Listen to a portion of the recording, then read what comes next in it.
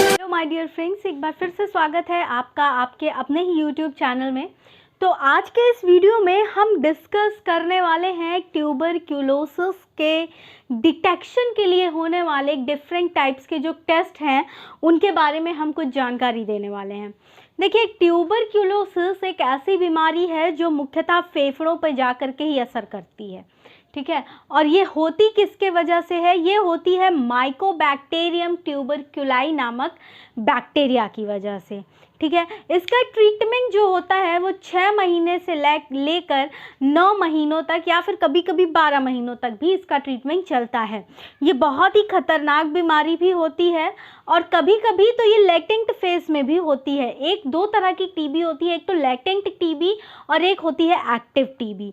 Latent TB क्या होती है? लेटेंट टीबी वो टीबी होती है कि बैक्टीरिया मनुष्य के शरीर में मौजूद तो होता है लेकिन वो किसी प्रकार का कोई भी लक्षण नहीं दिखाता है, ठीक है। किसी प्रकार का कोई लक्षण नहीं दिखाता है और ऐसे मनुष्य जो होते हैं, ऐसे जो पेशेंट्स होते हैं, ये ट्यूबरक्यूलोसिस को ट्रांसफ़र भी नहीं करते हैं एक व्यक्ति से दूसरे व्यक्ति तक, ठीक है।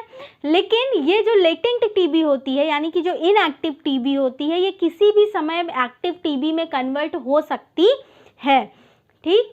तो अब देखिए, लेटेंट टीबी को कब जो डिटेक्शन है उसके क्या टेस्ट है हम उसके बारे में भी देखेंगे। और फिर एक होती है एक्टिव टीबी।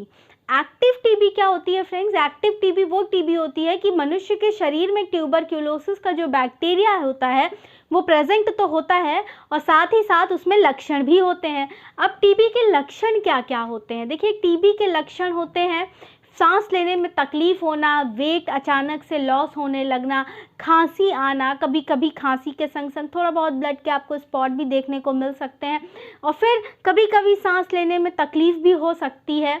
ये सारे कुछ लक्षण है। भूख ना लगना, वजन अचानक से गिरते चले जाना, ये टीबी के कुछ खास प्रमुख लक्षण होते हैं। अगर ऐसे कोई भी लक्षण है तो पेशेंट जो है उन्हें तुरंत डॉक्टर के पास जाना चाहिए। और साथ ही साथ इसके कुछ और भी लक्षण हैं, जैसे कि बुखार आना रोज़ डेली और ठंड के संग कपकपी के संग बुखार आना और रात में अचानक से पसीना आना, ये सब ट्यूबरक्यूलोसिस के कुछ मुख्य लक्षण होते हैं। अब देखिए, आगे बात करने से पहले मैं आपको बताना चाहूँगी कि YouTube पे हमारा एक और चैनल है 10 डायरेक्शन न्यूज़ के नाम से। तो जो भी व्यूवर्स हमारा ये चैनल देखते हैं और इन्होंने इस चैनल को सब्सक्राइब करके रखा है, प्लीज़ मैं डिस्क्रिप्शन में अपने 10 डायरेक्शन न्यूज़ नाम के इस चैनल का भी लिंक दे रही हूँ। आप प्लीज़ उस चैनल को भी विज़िट कीजिए और हमारे उस चैनल को भी सब्सक्राइब कीजिए, ठीक। तो अब हम बात करने वाले हैं ट्यूबरक्यूलोसिस के लिए होने वाले जो बहुत सारे टेस्ट अवेलेबल हैं। कुछ लोगों को इसकी जानकारी भी नहीं होती है, तो हमारा काम है आप तक जानकारी पहुंचाना। तो जो पहला टेस्ट है वो ट्यूबरक्यूलोसिस स्किन टेस्ट है, जिसको हम मॉन्टोक्स स्किन टेस्ट भी कहते हैं। मॉन्टोक्स ट्यूबरक्यूलिन टेस्ट नाम से भी इसको जाना जाता है। अब देखिए, इसमें क्या होता है, इसमें फोर आर्म के पास में एक इंजेक्शन के थ्रू इंट्राडर्मल इंजेक्शन दिया जाता है, जिसमें क्या करते हैं, ट्यूबरक्यूलिन का इंजेक्शन आपके फोर आर्म में इंजेक्ट किया जाता है, ठीक है।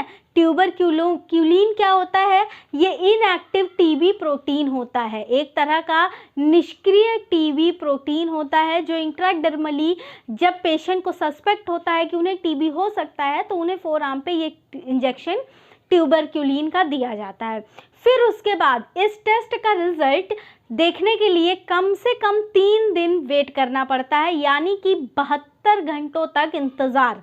72 घंटों के बाद क्या होगा, जहाँ पे इंजेक्शन दिया जाता है, फ्रेंड्स मैं आपको बता देती हूँ, जहाँ पर इंजेक्शन दिया जाता है उस इनके एरिया के पास बहुत दूर तक एक छोटा सा गोला बनाया जाता है।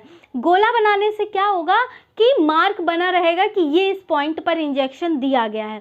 फिर उसके बाद 72 घंटों तक उस जगह को ऑब्जर्व किया जाता है, या फिर पेशेंट 72 घंटों के बाद डॉक्टर के पास जा सकते हैं। ये देखा जाता है कि कहीं उस साइड पे स्वेलिंग है या किसी तरह की इचिंग, इरिटेशन, रेडनेस कुछ तो हो, तो ये कंफर्म होता है कि ट्यूबरक्यूलोसिस का बैक्टीरिया बॉडी में प्रेजेंट है।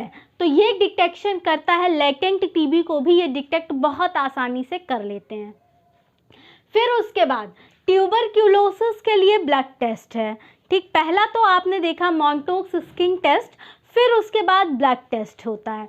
ब्लड टेस्ट में क्या होता है कि इंटरफेरॉन गामा रिलीज असेस, ठीक है, ये किया जाता है। इसमें क्या करते हैं, जो सस्पेक्ट होता है यानी जो पेशेंट होते हैं उनके ब्लड सैंपल को लिया जाता है और फिर उनके ब्लड सैंपल को टीबी के एंटीजन के संग मिक्स किया जाता है और फिर ये देखा जाता है कि क्या वो ब्लड उनका एंटीबॉडी प्रोड्यूस कर रहा है। अगर ये टेस्ट पॉजिटिव आता है तो इसका मतलब कि बॉडी में टीबी का बैक्टीरिया प्रेजेंट है, ठीक है।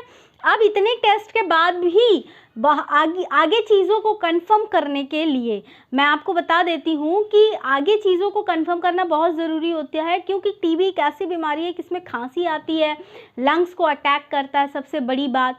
तो देखिए इसमें क्या होता है, कभी कभी किडनी डैमेज हो सकता है, पूरी बॉडी भी डैमेज हो सकती है, हो सकता है मल्टीपल ऑर्गन भी काम करना थोड़ा सा बंद कर सकते हैं।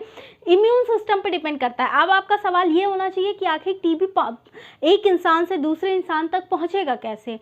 तो देखिए एक इंसान से दूसरे इंसान तक ये जो कफ या स्नीज करते हैं उस दौरान जो ड्रॉपलेट्स हम एयर में रिलीज़ करते हैं, वो ड्रॉपलेट्स अगर अगला व्यक्ति इनहेल कर लेता है तो उनको ट्यूबरक्यूलोसिस हो जाता है।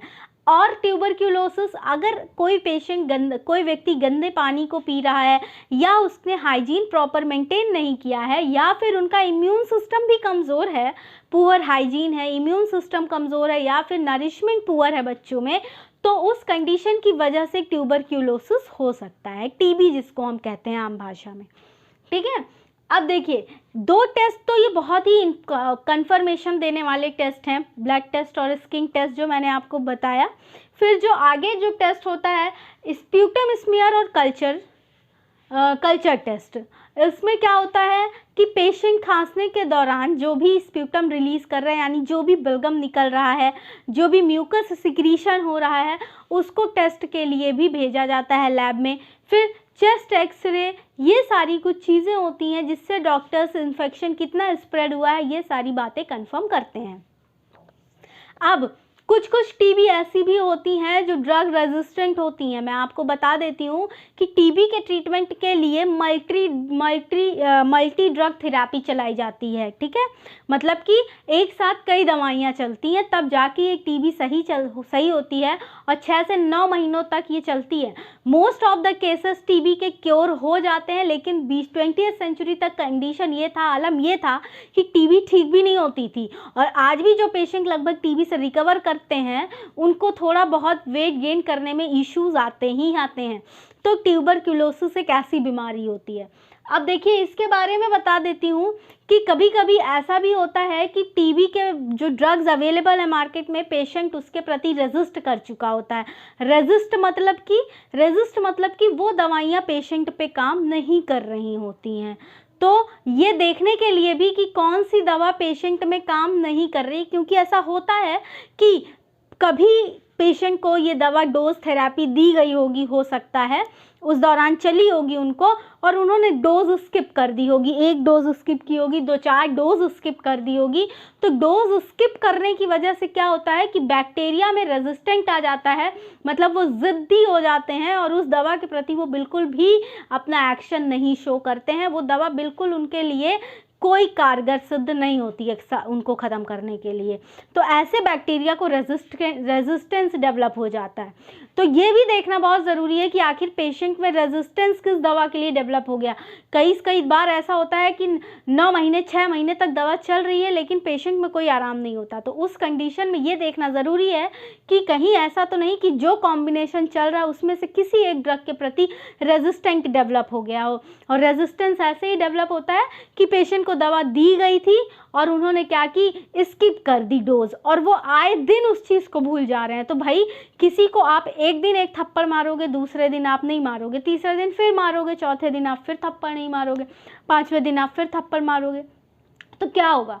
होगा ये कि वो ढीठ हो जाएगा और उसके पास वो थप्पड़ का कोई असर होने वाला नहीं है। उसको पता है कि ये थप्पड़ मुझे आज नहीं तो कल फिर पड़ेगा और मुझे इसका कोई फ़र्क लेना देना नहीं है। तो उसी तरह से बैक्टीरिया में होता है, उनको पता चल जाता है कि एक दवा ये भी है, आज दिया है कल नहीं देगा, कल मैं ठीक हो जाऊंगा, फिर परसों ये देंगे तो फिर कोई प्रॉब्लम नहीं, मुझे कोई काम नहीं करेगी ये दवा। तो ये होता है रेजिस्टेंस, ठीक है। तो फ्रेंड्स, उम्मीद करती हूँ कि ट्यूबरक्यूलोसिस टेस्ट के बारे में मैंने जो बातें आपको बताई हैं आपको समझ में आई होगी। वीडियो से रिलेटेड आपका कोई भी सजेशन है तो प्लीज़ कमेंट सेक्शन में कमेंट करके मुझे ज़रूर बताइएगा और वीडियो को प्लीज़ शेयर कीजिए, क्योंकि आज के टाइम में अनहाइजीनिक कंडीशन की वजह से बहुत सारी बीमारियां फैल रही हैं और टीबी उनमें से एक है। तो प्लीज़ वीडियो को शेयर कीजिए और लाइक कीजिए और चैनल को सब्सक्राइब करना बिल्कुल मत भूलिए और हमारे दूसरे चैनल को भी अपना प्यार दीजिए, उसे भी सब्सक्राइब कीजिए जिसका लिंक मैं डिस्क्रिप्शन में आपसे शेयर कर रही हूँ। Thank you very much.